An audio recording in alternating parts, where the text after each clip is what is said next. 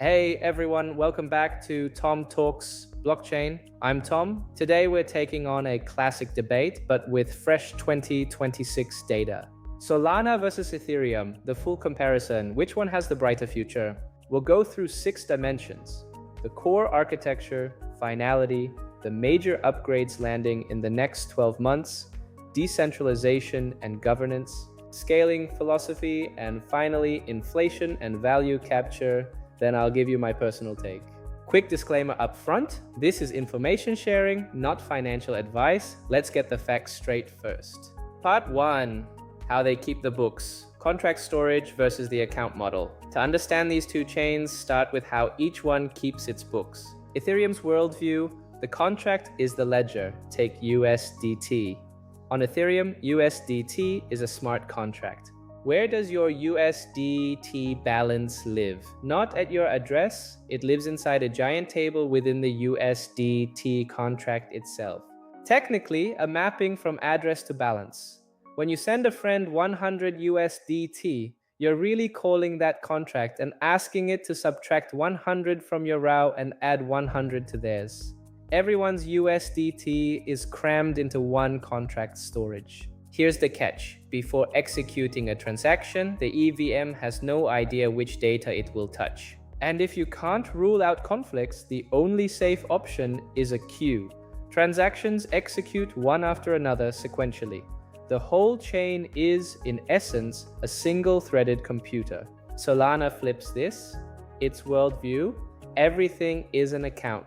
Programs, the contracts, hold no data themselves. All state lives in separate accounts. Every token you hold gets its own token account. Your USDC is one account, your JUP is another. And here's the key part. Every Solana transaction must declare upfront which accounts it will read and which it will write. So the runtime looks at 2 transactions, sees their account sets don't overlap, and runs them on different CPU cores at the same time.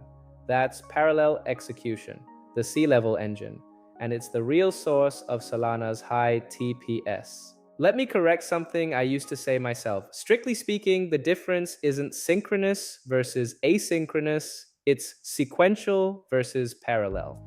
Think of it like this. Ethereum is a single lane toll booth, one car at a time. Solana is a dozen lanes open at once, as long as every car registers its lane in advance. True asynchronous execution, APE, is a much further out item on Solana's roadmap. We'll save that for another day. Of course, there's no free lunch. The account model plus huge throughput means fast state growth and expensive validator hardware. Hold that thought. We'll come back to it in the decentralization section. Part 2. Finality 13 minutes versus 0.15 seconds. Dimension 2, finality. If you trade, this is the most practical one.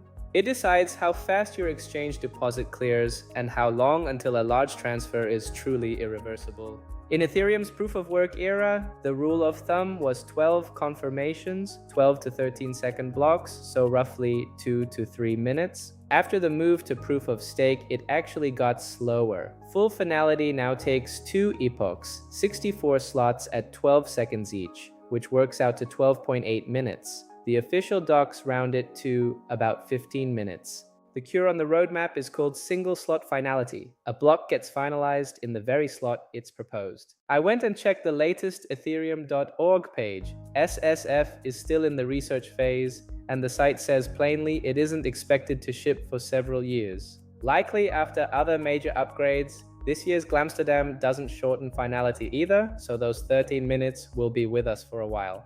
Solana today, optimistic confirmation in under a second, full finality in about 12.8 seconds. And after the Alpenglow upgrade, the target is 100 to 150 milliseconds faster than a Visa card authorization.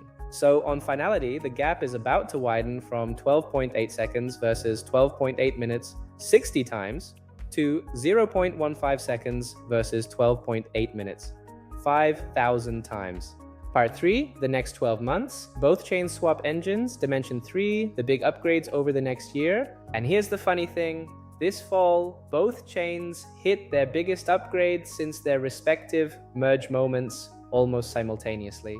On Solana's side, it's Alpenglow, the largest consensus overhaul in Solana's history. It retires Proof of History and TowerBFT and replaces them with Votor for voting and Rotor for propagation. Validators approved it last September with 98% in favor. The community testnet went live on May 11th this year. Validator registration opened in July. The official plan is a phased rollout from August through October with full mainnet activation around October. I used to remember it as November. The actual target is a bit earlier.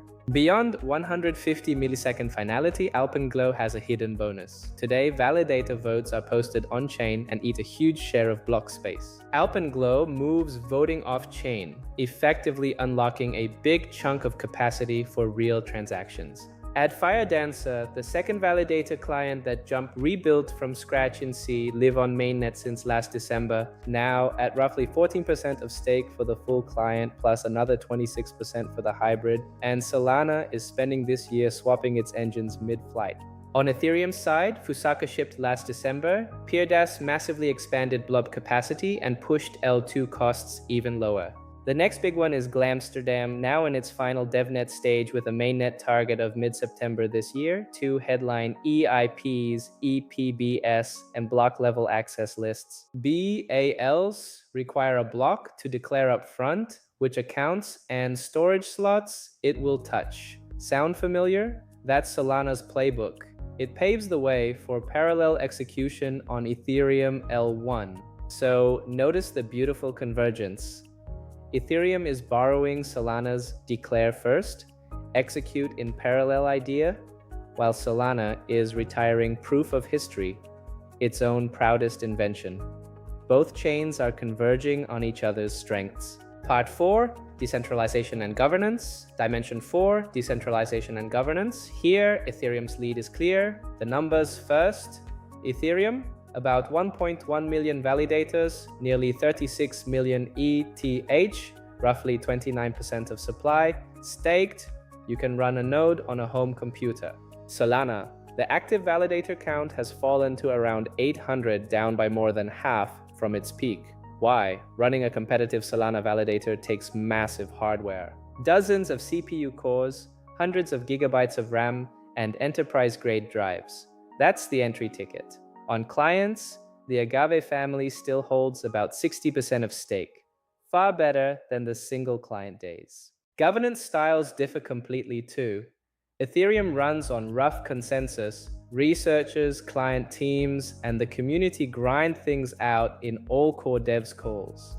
No on-chain voting, slow but steady. Solana votes on SIMD proposals with stake-weighted validator ballots, efficient and very real. SIMD 228 tried to switch inflation and got 61.4% support, 5 points short of passing. On-chain governance can deadlock too. Finally, stability. Ethereum has never stopped producing blocks since 2015. Solana's early years were outage-prone. The last full network halt was February 2024, nearly 2.5 clean years since. Progress is real, but institutions have long memories. Part 5, Scaling Philosophy, an L2 fleet versus one monolithic L1. Dimension 5, Scaling, the deepest philosophical split between the two. Ethereum chose the roll-up-centric road. L1 does security and settlement, execution moves to L2s. The upside is a huge theoretical ceiling. The cost is a fragmented experience. Bridges, waiting, jargon. Everyday users get lost. Solana's answer is one sentence, one L1 all the way. Every app shares the same state and liquidity. Composability comes built in. The user experience is clean, fast, cheap, no chain switching. The cost is high hardware. One is a federation, the other is a unitary state. Which is right? Depends on who you ask. Interlude. The ecosystem in 30 seconds. Before we get to each chain's core dilemma, 30 seconds of data. DeFi TVL, Ethereum about $55.6 billion, nearly 70% of global DeFi. Solana, single-digit billions. Stablecoins, Ethereum roughly $160+ billion, Solana around $15 billion. But look at volume. Spot DEX volume flipped. In Q1 this year, Solana took a 41% share, more than Ethereum plus all its L2s combined. Daily active addresses, Solana 3.6 million, Ethereum mainnet 530,000. One line, the money sits on Ethereum, the people and the trades are on Solana. Part 6, inflation and value capture. Dimension 6, inflation, and the bigger one, value capture. Inflation first. Most people still think of Ethereum as ultrasound money, deflationary. The honest 2026 answer, total supply is back above its merge day level, annual inflation around 0.2%, not because the burn broke cut, because it worked too well. L2S are cheap, so less ETH gets burned. But keep perspective, 0.2% is lower than Bitcoin's current 0.8%. This inflation hurts the narrative more than the fundamentals. Solana's inflation is the real kind. About 4% today on a fixed schedule that steps down 15% a year. About 65% of SOL is staked. Stakers offset the dilution with yield, while anyone holding spot without staking eats the full dilution. And changing it has proven impossible so far. Now, Ethereum's real headache, value capture. It has turned itself into TCP/IP.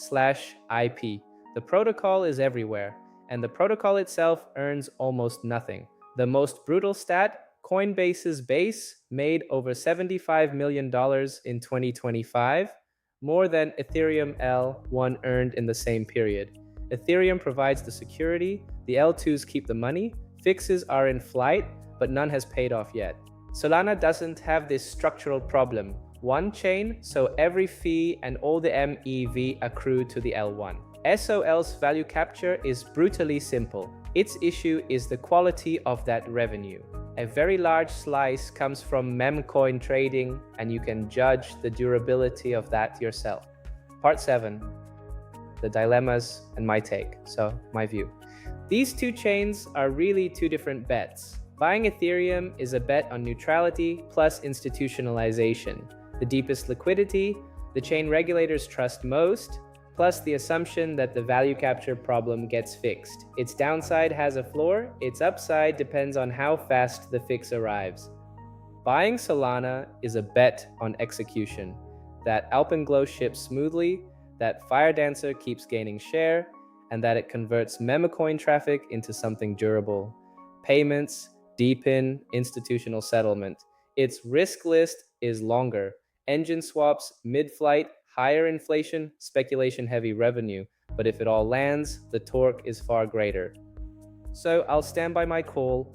SOL carries more risk and more upside. If this fall's upgrades hold up, I lean bullish on Solana's next phase. My personal watch list for the next 6 months, 4 items. Does Alpenglow switch smoothly? Does Firedancer pass 1/3 stake? Does Glamsterdam ship in September? Do Ethereum's blob revenue and L1 gas grow? Watch those 4 signals.